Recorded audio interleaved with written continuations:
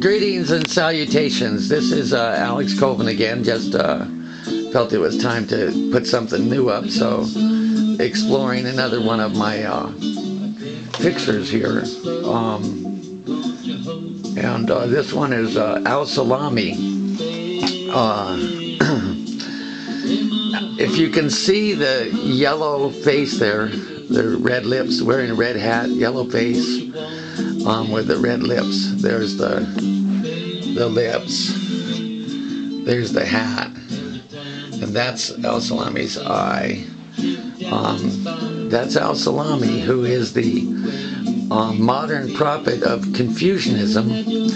He runs a deli in Brooklyn, and he puts posters up on his wall explaining or revealing the revelations, the tenets of Confucianism. So little signs all around the deli, things like beware of people who sell you bologna and stuff like that. You can visit, I think it's on my MySpace site. I have, in some of the places where I have Confucianism, it has a series of the things, and in the Handbook of Confucianism, one of the chapters is the sayings of Salami. But anyway, and then there's also talk that there may be two Salamis, that they're twins that were born, and one of them is the Salami, the god of light and kindness and love and goodness, and the other is Salami, the trickster, and they're twin brothers, so you never know which one of them is actually in the deli, and so you never know what kind of sandwich you're going to get. But Salami is very popular with the ladies too, because they like his salami. Anyway, the painting itself, I can't really remember exactly how it was all kind of going on, although you can see that Salami is a very happy person.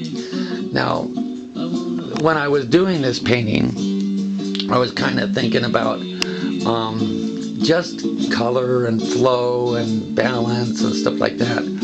But I also like to have these sort of different kinds of things, so that you have in here number of birds. I'm not sure exactly what the birds mean, but because you have like a swan kind of like being, or a serpent with wings, which implies like a dragon.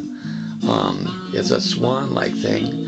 And birds, swans really are kind of the modern-day replica. Since birds evolved from reptiles, then a swan really is a snake with wings, and for that matter, so is a chicken. And then you have this kind of like another bird head there. That's got the biggest eye of all, because you have the three eyes. So the biggest eye is of this bluebird, who seems to be quite contented and very calm, and has some interesting patterns in his face. And then you have the third eye, which has a violet pupil there in the neck of the snake or of the swan.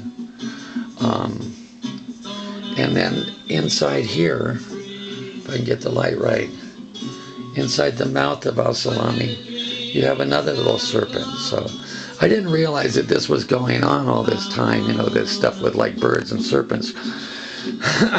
But which has been a real theme for me, because it's kind of like, you know, spirit and matter, and that, you know, there was, you know, I was talking to a Christian recently who was talking about how that in the Bible, in the book of Genesis, that the serpent, they say before the fall, had wings.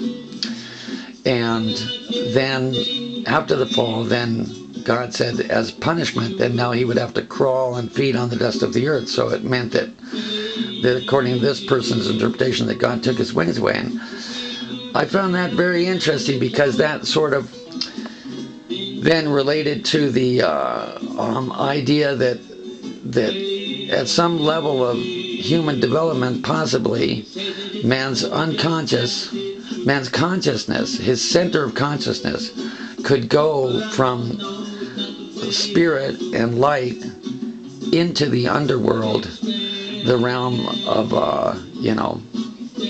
whatever. And that when God took away his serpents, that meant, similar to the idea of the serpent guarding the tree of life, that that there was a breach in man's consciousness, that it was cut off.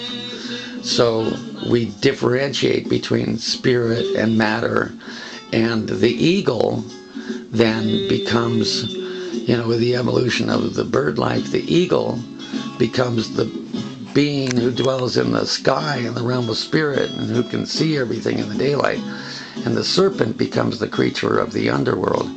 Anyway, what all this means, I don't know. It's not, like I say, I am not a elucidator or an illuminator. I am a Confucianist, and so therefore this is all kind of like very confusing. But it's always been a sort of a theme for me, is how can we bring the eagle and the serpent together, and develop dragon consciousness, and learn how to go with the flow and fly with the wind, be stable on the earth, and burn with the fire of life.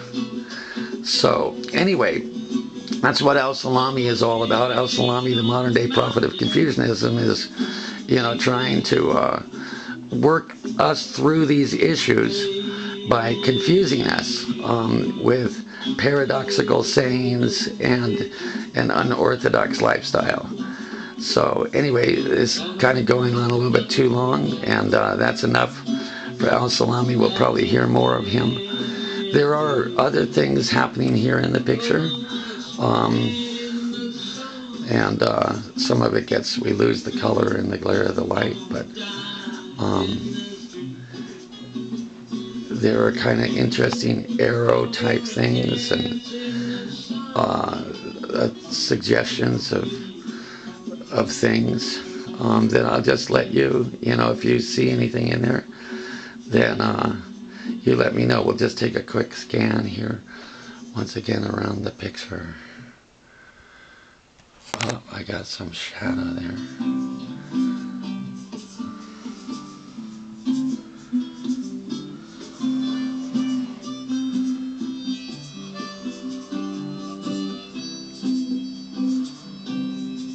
It was an August snowstorm in the middle of July.